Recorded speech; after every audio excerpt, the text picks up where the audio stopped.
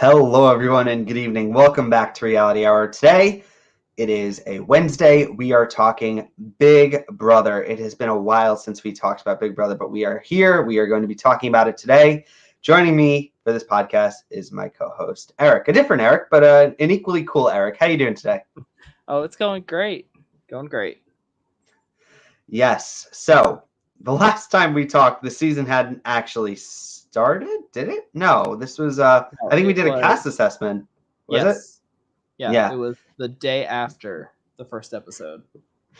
And if I could go back in time and tell 5 weeks ago, Adam, I would not believe some of the things that was kind of been going on since. I wish we could still go back to those rose-colored glasses time when we could still, 5 weeks ago, before everything crashed and burned.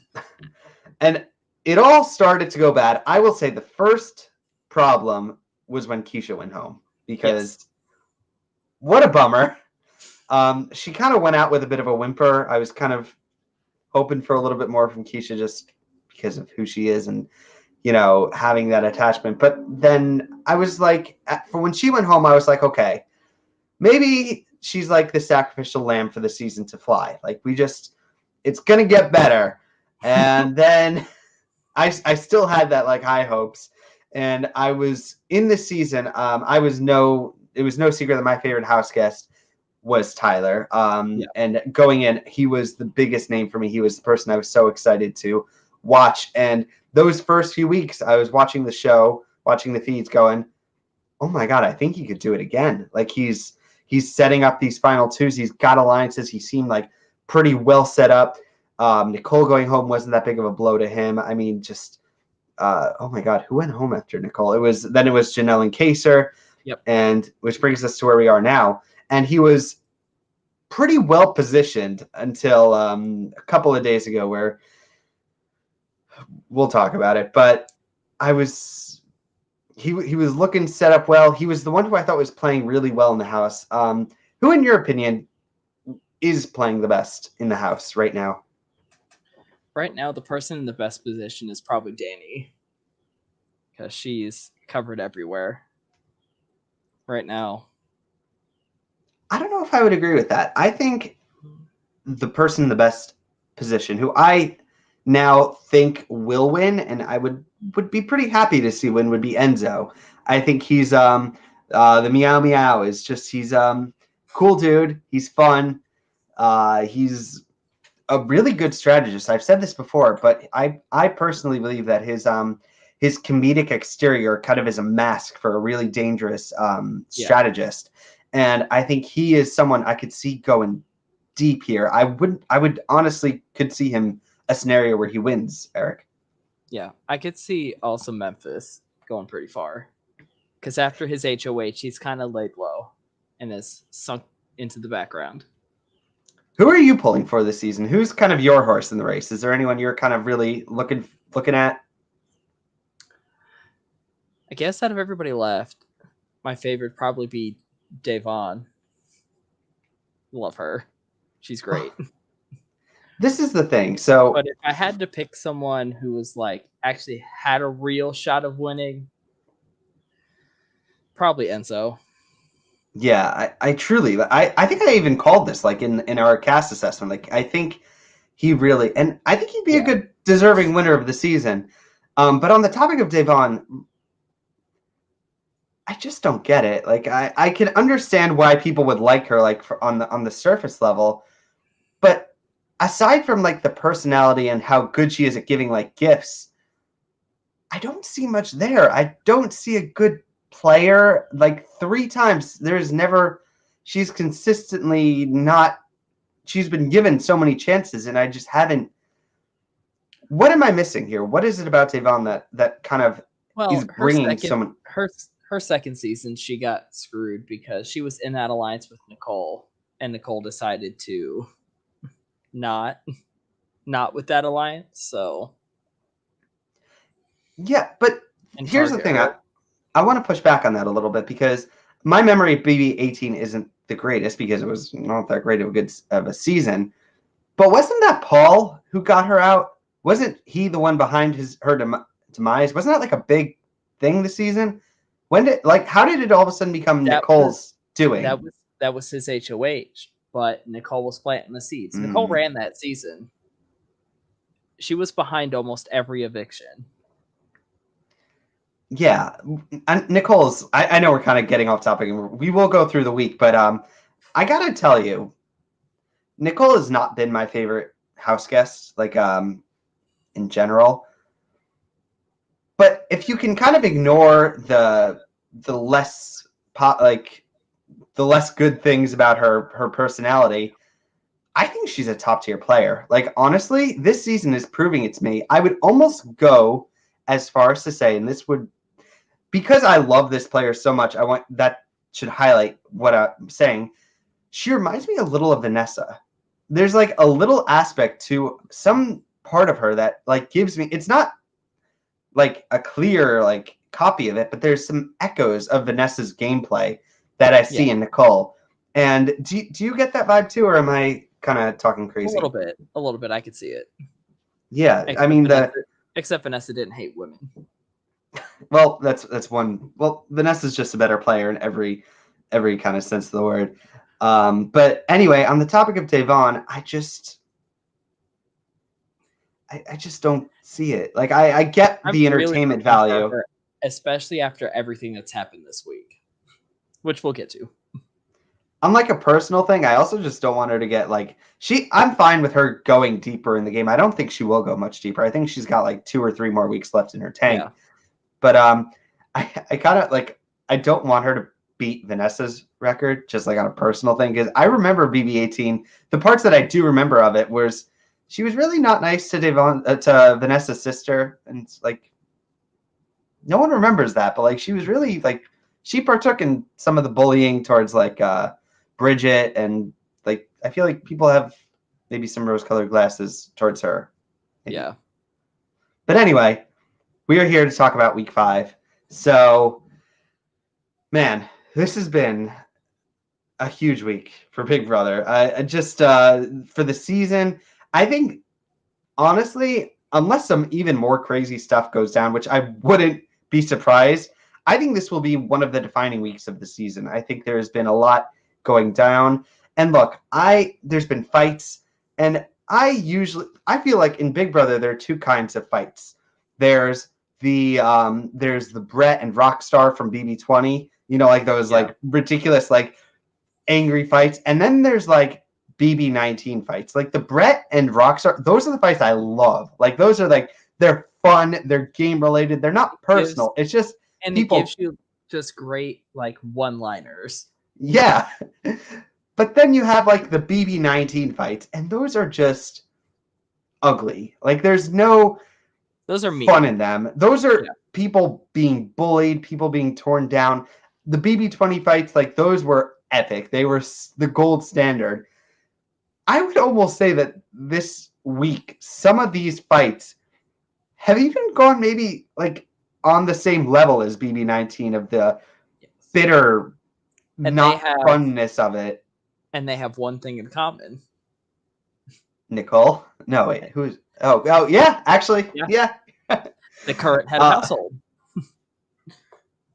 Exactly. That's how I always like. I don't know. This is just me personally. How I kind of watch the show, and whenever we get like an HOH, I feel like that week shows echoes of the season that person is from.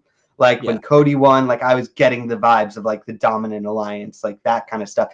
When Memphis won, I got like the old school play where he's just gonna shut everyone off. He's just gonna do what he wants. Like, and it's so fitting that you kind of actually hit the nail, like that it's Christmas this week. We are getting on the level of BB. Do you see that at all? Like, or am I crazy? Like for the season? No, I see it. Yeah, so that's why it would have been so much fun if we got a Janelle case, like a BB sick kind of week, like but man, just so disappointing. So yeah, Christmas, we have the HOH competition last Thursday. She wins, but she doesn't win. She just wins because everyone else loses. Yeah. And when it was down to her and Devon, I was thinking, okay, who do I actually want to win here? Because look, at that point in the season, diehard Tyler fan. Like really pulling. He was like my horse in the race. I really was hoping for. And I was like, if Davon wins, first of all, she would get her first HOH, which I did kind of want. Like I was like, at least if she was HOH, she could prove like either she would rise or fall based on Yes. her game. And I was looking forward to that. But on the other hand, I looked at Christmas and I was like, yeah, she would be a boring week, but she would protect Tyler. So at the end, I was torn between the two of them. I'm gonna guess you were probably rooting for Davon though, right? Yeah.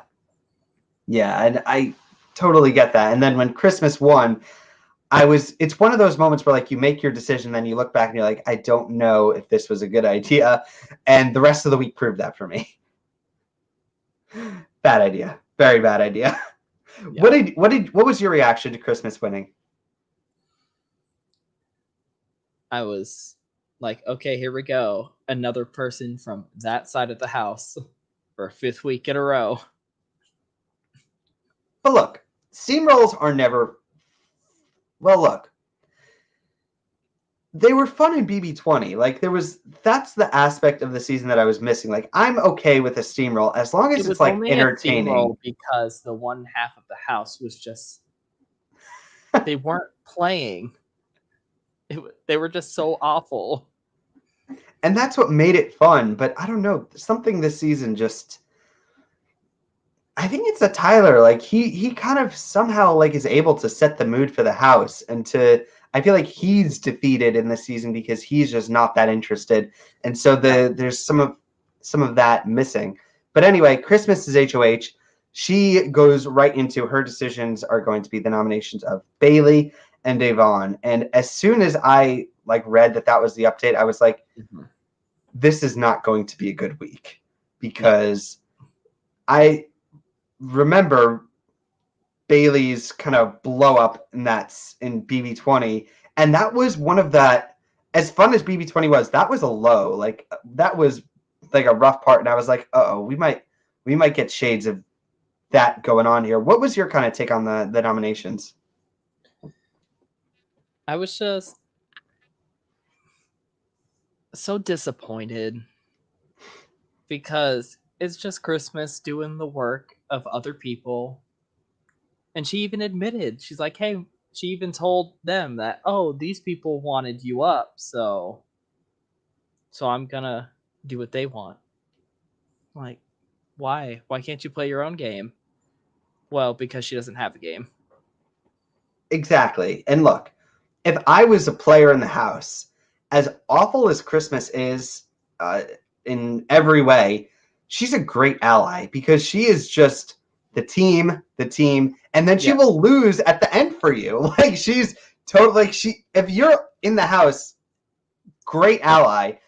But at the same time, like you said, you point out the kind of where it just she doesn't play for herself. She plays for the team, which is good in a like if it wasn't like a televised TV show, she's a great like teammate. But for this, it just kind of drains for an the individual tension. competition.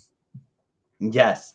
So she's deciding to go with Bailey and Davon, and ahead of the nomination ceremony, we get this. This was when things were still like okay for Tyler. Like I was like, okay, I was feeling good about him, and then this conversation happens with Bailey, Davon, Danny, and Nicole, and it was like Dr. Will being found out. Like it was all the strings are coming out. They're all starting to like the puzzle is coming into shape for them, and they are realizing what Tyler's been going. And at that moment, at this point in the week, I was like, I didn't want Davon and Bailey to go home. Now they have to go home because now they figured it out. And this conversation was kind of the catalyst for what ended up going on this entire week. What was your reaction to kind of watching it happen? I was excited because I'm not the biggest Tyler fan. That's fair. No, that's fair. I was hoping that that his whole conversation with them would just happen and he would just lay his life down and it would just be over. No, this was before that. I was talking about when it was. That. This was before nominations when it was just before nomination. Yeah. Yeah. I was I had a hoping different that, reaction to that conversation. This was before, when things were still okay, when there was still some hope. yeah, I was really hoping that it would just be not them. I just really was hoping I think it was that on a Friday, right? It was like Friday is nomination, so it was Friday yeah. before nominations. And I just remember like I was really tired and I was glued to the feeds like for the first time all season, like after so many weeks, because they have this conversation, the four girls, and they decide they're going to go to Christmas and try to get Tyler nominated or backdoored. And I was like, this is going to go so bad because you are talking to the wrong person. Like this is Christmas. She is team. She is going to just go right ahead and rat this out to Tyler. And they go to Christmas, and Christmas listens to them, and she stays silent. She doesn't tell Tyler that the girls kind of were proposing this. But of this scene, the one of my favorite moments I think of the entire season happened. Like I said, this was when things were still good. So Nicole is in this conversation. She's listening. She walks out of that room of the conversation, leaving Danny, Bailey, and Davon behind, and goes right to Christmas. Not you could time it in seconds. It was so fast. And I was watching this just going, oh my God. Like I really for one moment I was like, Nicole, you were kind of fun here. Like this is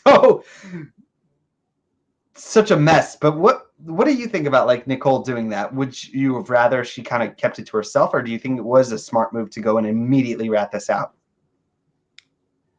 Rat it out. Let's make some good TV. Yeah, so she basically like because it's brilliant for her because now this boat is going to burst into flames and she has like successfully distanced herself. And I was like, Yeah. very well done, Nicole. Like people are knocking on her, but like I'm starting to like come around for her game, and I think that's crazy because I'm so not a Nicole fan. But yeah, so then we had this conversation where the girls all come in, they tell Christmas the story. She doesn't tell Tyler, and she doesn't mention this, and it was like, why isn't she telling him? And what do you think was going through her head? Why didn't she tell Tyler? I think she had thoughts about putting him up. I don't think so. No, I don't think she actually at any point considered putting until what happened later happened. I don't think like they were 1 and 2. Like Christmas is all about loyalty. Her child is named Loyal. Like, and she says that he is like her number 2. Like they are. I think she saw him as like her Paul. And I don't think for a second. I think what was going on was she knew that if she tells Tyler, she's in an alliance called the Committee, which includes Danny, and that would have just boom, like that would have blown the entire thing up. But at this point, the week is still going good. Like I was like, okay. I know there's like people thinking other reasons why she put up Bay and Day. I was thinking it was just like they're going after Tyler. Like you got to put them up now. You have to. And then the nomination ceremony happens, and this is when just all hell breaks loose. So can you tell me can you paint the picture, the timeline of what really happened here? Because this is where it gets fuzzy for me. When Bay and Day, after they got nominated, when Christmas they get nominated, oh, go ahead. Where Christmas went and hid in her HOH room and cried to Danny and Nicole, saying that, oh, I'm afraid that they're gonna harm me and do things to me. We should rename her Karen. Because it's, oh, I'm gonna nominate you, but then right after that, it's let me sink back and play the victim. And tell the other house guest that, oh, I'm afraid for my safety in this house. Because they might take forks and stab me. I'm like, girl, what is you doing? what are you doing in this situation?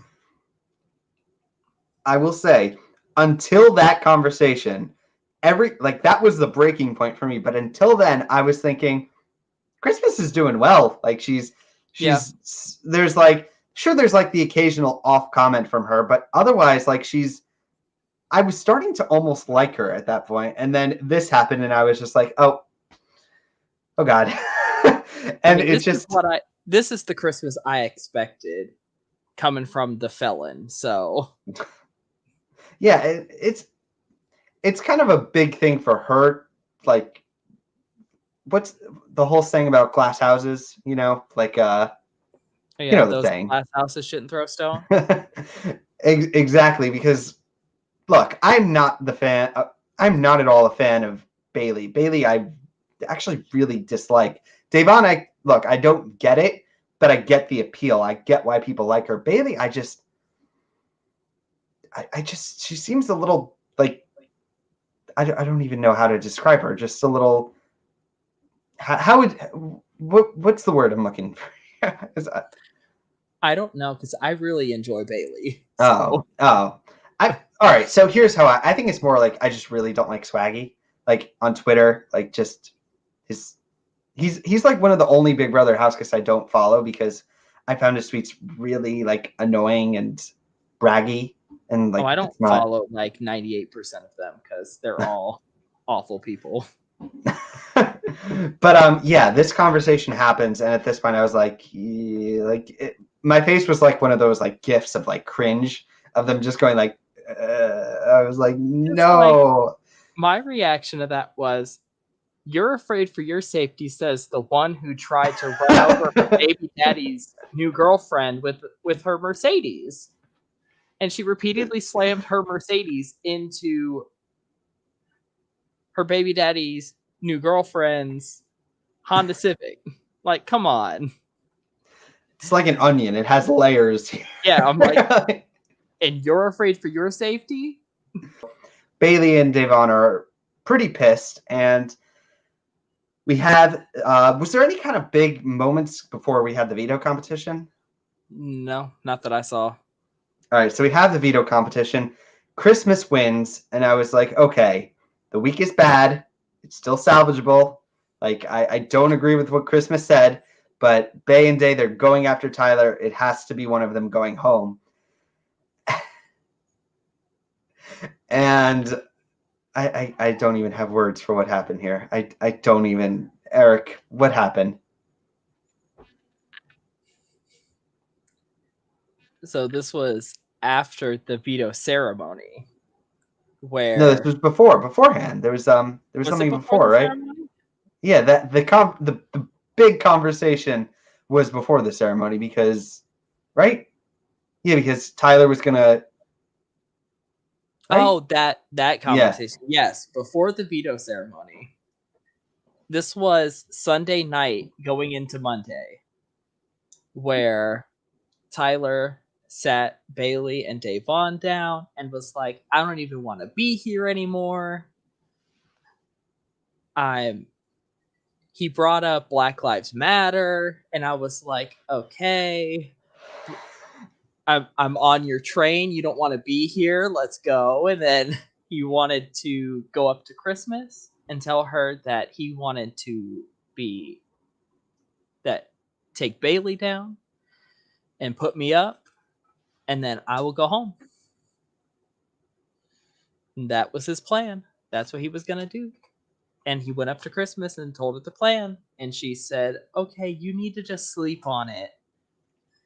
And he went and talked to production about self-evicting. And Allison Grodner got involved. And he came out of the diary room, went up to Bailey and Davon, and said, well, production won't let me, so it is what it is. And that was the extent of all of that. If you had asked me before this season to name my 3 favorite contestants of the seasons that I've watched, that I got to watch live, starting from Big Brother 15, I would have told you the 3 are Vanessa Russo, Alex Willette, and Tyler. Those were my 3 favorites. this was like the downfall of a hero. Like, just it's the true epitome of that saying, you either die a hero or live long enough to become a villain. And Yeah.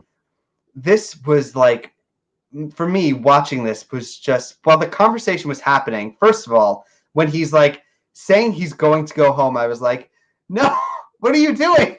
Like, some things have been damaged in your wagon, but like there's still, you still have like space to move. There's still like options. And then he's just giving up his game, and I was like, no, Tyler, what are you no.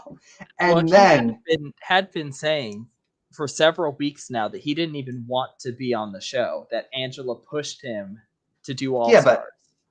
you could have, And he had been saying for weeks that he wanted to go home, that he didn't want to be there anymore. I feel like those are like, it was never serious until, like, that's how I'll say it. Like, it was more like in passing. It was like, yeah, Angela said no, but I still came. And now, like, he maybe once was into it. But watching this before the drop of the movement, I was like, Tyler, no. And then the movement drop, the name, like when I don't think he actually said Black Lives Matter. No, I think he just it's said a the movie. movement. At that point, I was like, as a Tyler fan, I was like, I thought it was serious. Like, I thought this is really going to happen. Yeah. And I thought at that point, I was like, you have to do it at this point. Like, you can't renege on this. Like, this is something, once you say that, I think there is no going back. Like, you have, because if you don't, you look like exactly what he looks like now. Yeah. Which, like I said, it's like, for me, he was like my big brother hero. Like, and just watching that happen, like, it was just a dumpster fire happening. And I was, and then poor, like I said, I'm not the biggest fan of Bailey and Devon, but seeing their reaction to his words, like, it was like a moving like moment. I was watching this going like, I don't like these other two people, but I can understand what Tyler's doing, and I could understand it. I would maybe like I'm not the biggest fan of Bailey, but like Devon, I could get behind it. It was like this really sweet moment, and I was like, look, if this is how it's gonna be, it's not great. To watch your favorite player go out as a quitter, but to do it in this name, I think there's like some bit of nobility to it. The problem is that he didn't clear it with two important people, them being producers and Christmas. Yeah. Because at this point, like, if Tyler had gone and quit, I would have been sad, but like, I would have been able to like live with it. But then he gets talked out of it, and this is the problem. And I just have no, like, this is like Big Brother therapy for me, because I love this show, like, I truly do.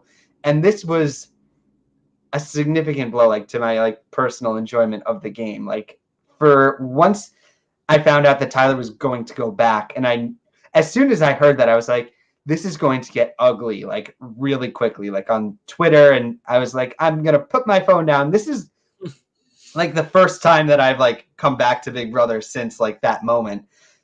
What are your thoughts on this all that happened, Eric? I had the hope. I had the hope, and then it just all died. Because Tyler made it to the end. And so I was like, I wanted to see one of these other two make it further than they did previously. And I was so upset when I woke up on Monday and he had been talked from the ledge. Oh, and I was like, because it's not that I don't like Tyler, it's that he was giving up. And I'm like, okay, if you're gonna give up, then you can leave. It's fine. We can have the game without you if you don't actually actively want to be there.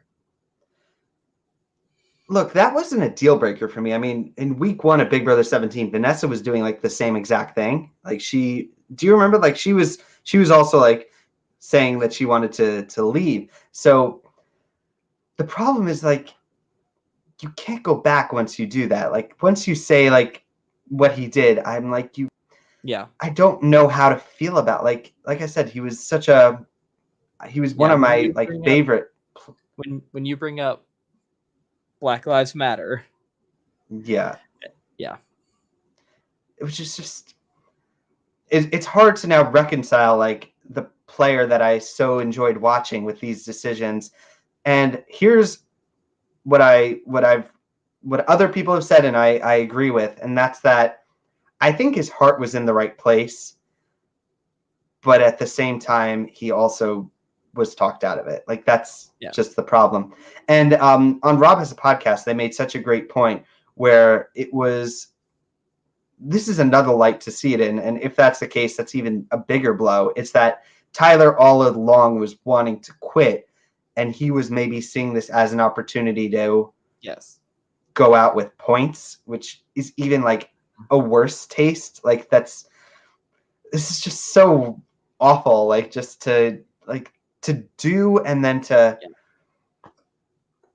I don't know what to say. Like it's Yeah. such a, It's like he wanted to quit, but he figured if he sacrificed himself for for a noble Bailey cause, but for a then noble that's like, cause, that he wouldn't be seen as quitting. It would be a sacrifice so that Bailey could have her game.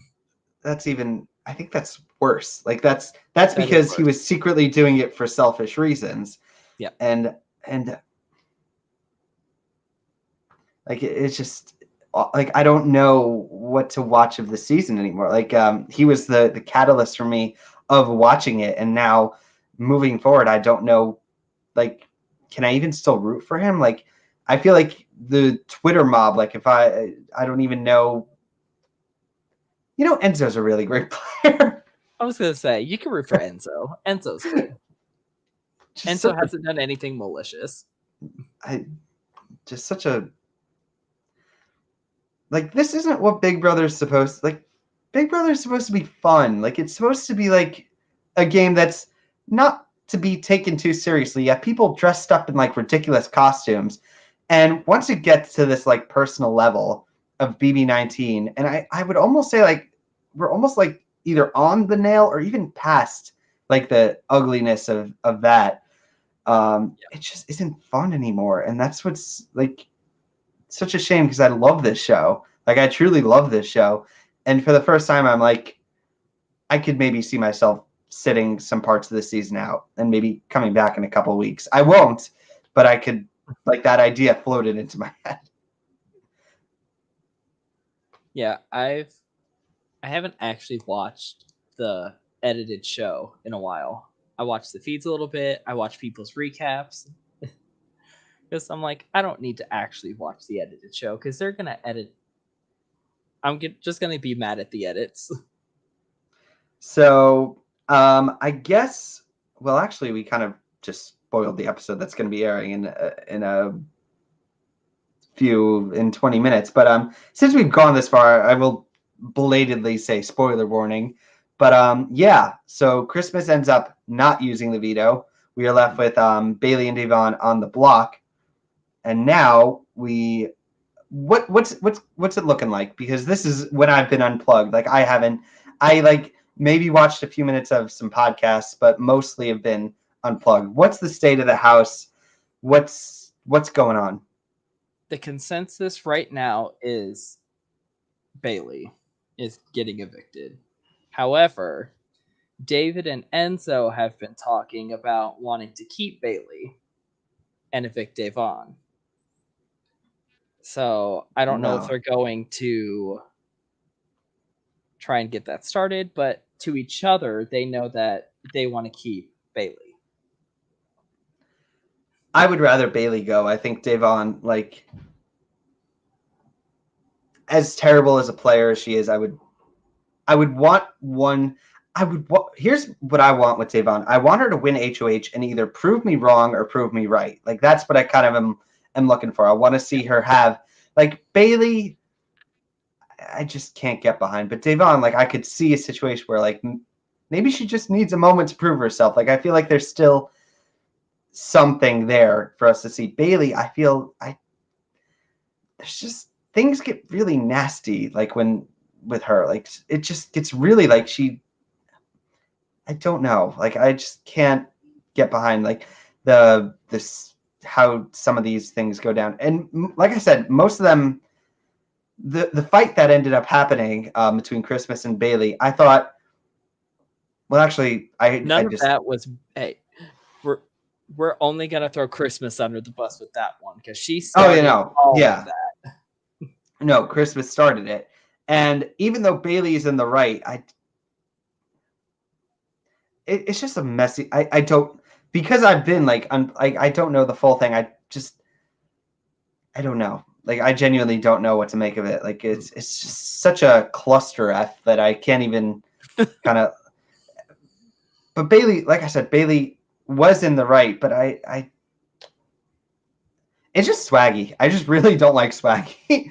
Like, if he was like removed, like maybe I could have like some different kind of opinion. But so Bailey's probably going home. Let's kind of at this point, let's kind of pivot a little bit. We'll keep talking for another 10 or so minutes. I want to talk about some of the house guests. Let's play a little game here. I'm going to throw out one of the house guests. You tell me their position in the game, and do you see a path for them to the end? Fair enough? Yeah. All right. So let's go with someone who you would think would be safe, like after this whole mess of a week, but still his name is being tossed out, and that is Ian. Yep. Who I love Ian. Like, oh yeah, he's great. If he wins this season, it might be one silver lining here. But tell me about Ian. Does he? What's his place? Does he have a chance? He's towards the bottom. Why? I don't. It's not for me. I mean, for me, I love him. He's at the top, but like in the order of the house, he's at the bottom right now. But because everybody just, I don't know, everybody throws out his name to be one of the next people evicted. I know this is a bit of a tangent, but I'm just going to ask you this question. What would be the best result for the HOH for the season to be redeemed, if at all? Who would be the ideal HOH winner to kind of save the season? For the next HOH? Yeah. Davon or Ian? I would be okay with that. Like, would Davon put up Ian? No. I don't All think right, so would. Either of them are okay to win. Would she put up Enzo? Maybe. I think she would probably put up Cody for sure. And yeah, maybe Memphis. Maybe Cody and Memphis. That's the next name I want to talk about. Cody. Cody's placing. Does he have a shot? Where does he rank kind of in the house? I can see him going very far. I could see him going final 3, final 2. Because he can win when he needs to.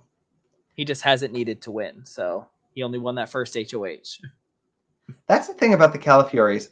On like the surface, they're good players. Like the brothers, they win competitions there until it's boring as all hell. The problem is they're boring, and every time they win HOH, someone I like goes home. Truly.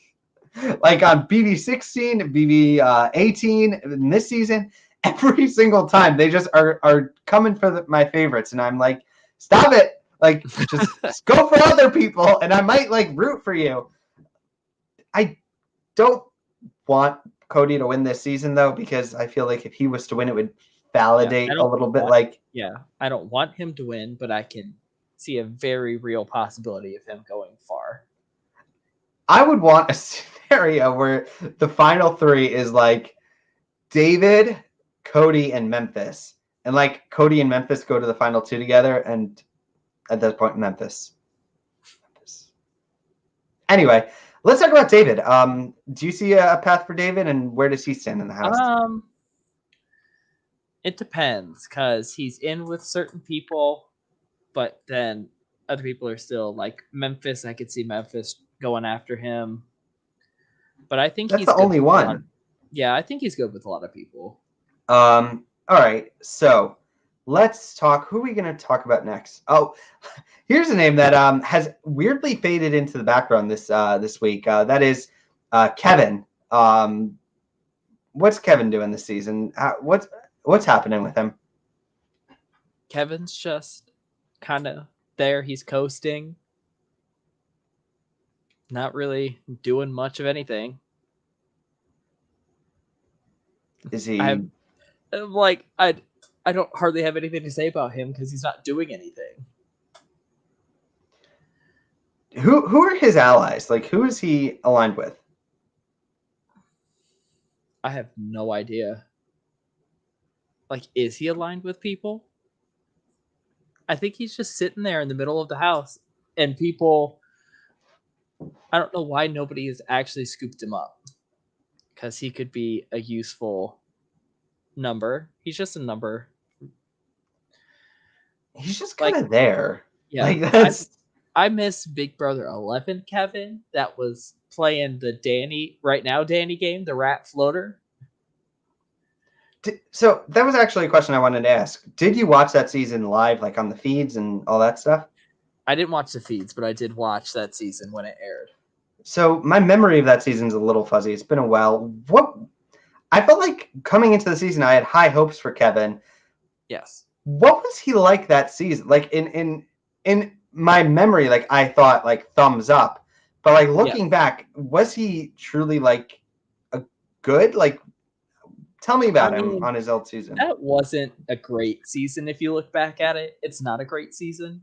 I mean, I enjoy watching it still because I love that season for some reason, but if you look back on it, it's not great. But he played the rat floater game, kind of the Andy Herron game of, going back and forth between the power and ratting on the other people, getting everybody to go after each other. Like, his greatest move was when it was Final 6, when Jeff was HOH, and he convinced Jeff to put up and evict Russell, even though Russell was his ally, one of his only allies. I'm just looking for some of that, like just something. Yeah, that's why I was excited. I'm like, okay, he can get in people's ears. He was good at that. Well, the next house guest I kind of want to talk about is someone you might be a fan of, Danny. Man, I've gone like there's such a roller coaster this season. Nope. Not a fan. Nope. I'm a fan of Big Brother 13 Danny, but she's going back to BB8 Danny. What is happening this season? Like I've been like on a roller coaster with Danny. I was so excited for her. She's playing the rat floater game that I don't like. There are a lot of rat floaters. The Andy Herron game. Yeah, and I just don't like that game. Like, it's a good strategy to help you win. It's just something I don't like to watch because it generally negatively affects the people that I like. I don't think she is playing rat. I feel like she's too. For you to be a rat, you have to be like hidden. Like she's in the forefront. Like she's like the queen rat, if that makes sense. Like she's gathering, Nicole, like she's. But every time she gets information, she goes and tells somebody. And she's floating back and forth, like, oh, I'm going to get information from Davon and Bailey, and then I'm going to take that back to the other side. But then I'm going to get some information from that side and take it back to the other side of the house. And just keep pitting them against each other. She's going to get found out sooner rather than later. Well, I don't see her going. I could see her being like first jury member, first or second. She's going to get evicted pretty early. She was almost getting backdoored last week. Like, if Kaser had just laid low, there's a world where that happens. Where do you think she goes? What place do you think she lands? I could see her going pretty early, so probably first or second jury member. All right. Well, I guess those are kind of the general house guests to talk about here. But here I have some questions otherwise. Who would you say, Eric, is in the like Bailey's probably going home, but the week after that, who do you think is in the most danger? Davon. Nah, I don't see her. I don't see her following her. I can't. I think it It would. depends on who wins head of household. So who would put Davon up? Like, who are the names that would go for her? I could just see them a lot of the other side of the house. I could see a Cody doing it, a Memphis, just because it's either going to be Davon or Ian, depending on who wins head of household. Because that side of the house, they have their people. They're not going to get rid of Christmas. They're not going to get rid of Danny, Nicole, people that are loyal to them. They're going to get rid of the other side. So I could see a Kevin, an Ian, a Davon, one of those three. Because if it's Cody, he could probably say, "Oh, let's get Kevin out because I want the least blood on my hands." People will get one of those three because it'll be the least blood on their hands. The season started such high hopes. Yeah. Just, it was Keisha. It was all Keisha. All right. So here's my next question. I guess it's my last question. Who is your prediction to win? Like, who? Two names. Who do you think has the best shot here of taking this home? Cody and Memphis. Or Enzo. Probably Cody and Enzo. I could see them being a final two.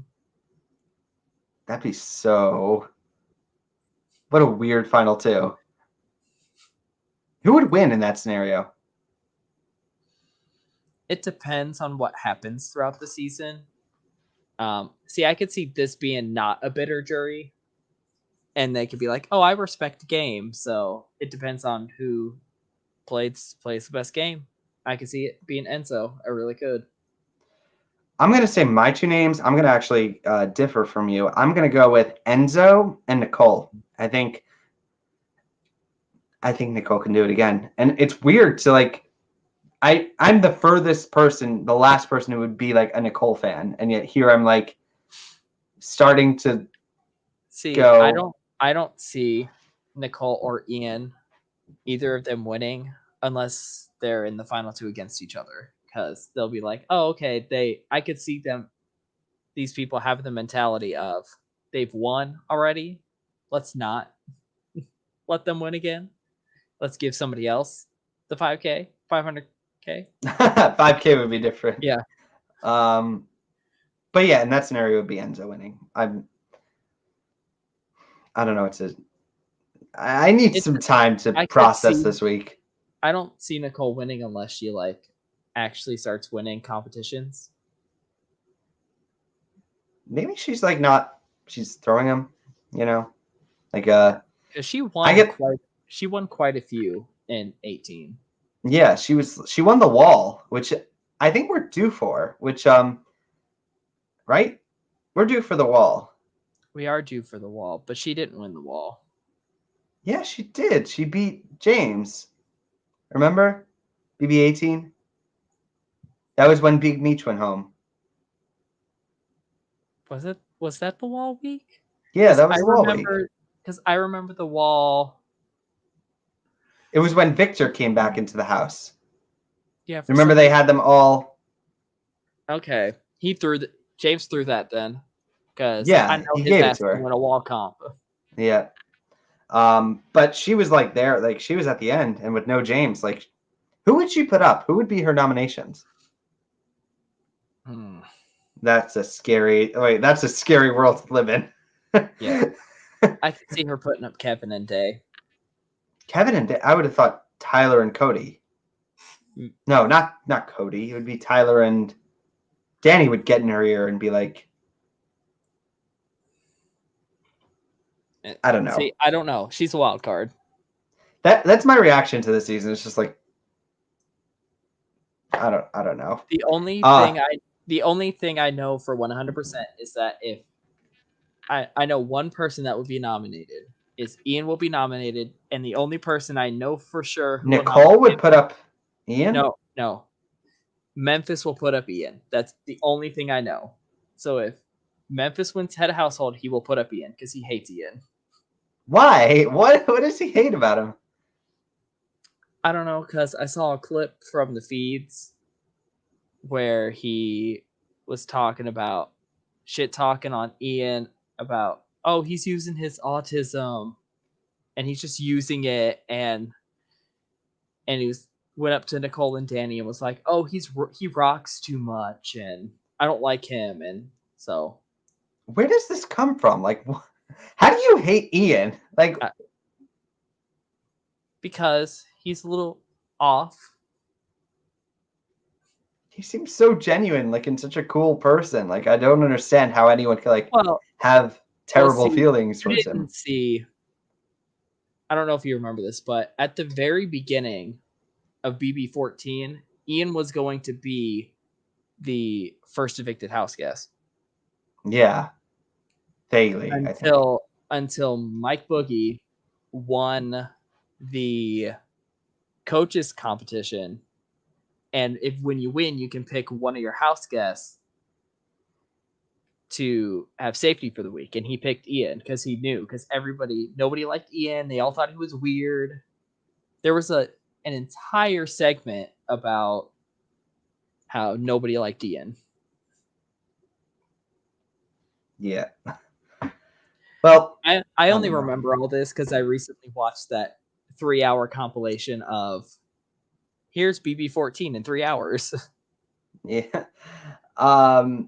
I actually have one last question, and this is Eric, if you were to somehow be put into the position of a Big Brother god and could make the rest of the season how you see fit to make it the most enjoyable, somehow entertaining season and redeem it, how would you go about doing that? What is the brightest somehow ending to this season that you can create? Somehow turning that one side of the house all against each other. Kind of like last season, how the 8 just kind of blew up on themselves. I would like to see that happen with the big side of the alliance. So the alliance of like Christmas and Tyler and Cody and Memphis, all those people just all turn on each other. And so then what else? This is your fantasy. Like, who's going after who? Who's the final 2? Who's the 4th place Rob Goddess?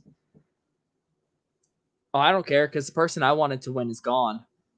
Oh, so, Janelle? Yeah. Man. So Janelle's gone, so I don't really care who wins as long as it stops being boring.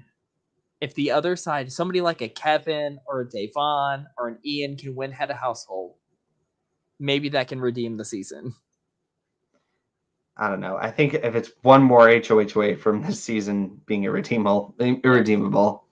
But anyway, that's kind of our coverage of week 5, Big Brother. It's still ongoing, but this is a new time for us to be talking. I'm Adam Samuel. You can find me on Twitter at Adam Soapbox. We're on the websites adamsoapbox.com and adamcvblog.com and my YouTube channel. What about you, Eric? Where can we find you? You can find me on Twitter. Twitter handle is here somewhere. Dark Status. Yep. All right. Well, we will be back next week. This is going to be our usual time for these Big Brother podcasts. And until then, thank you for watching, and we'll see you next time. Until then, bye. Bye.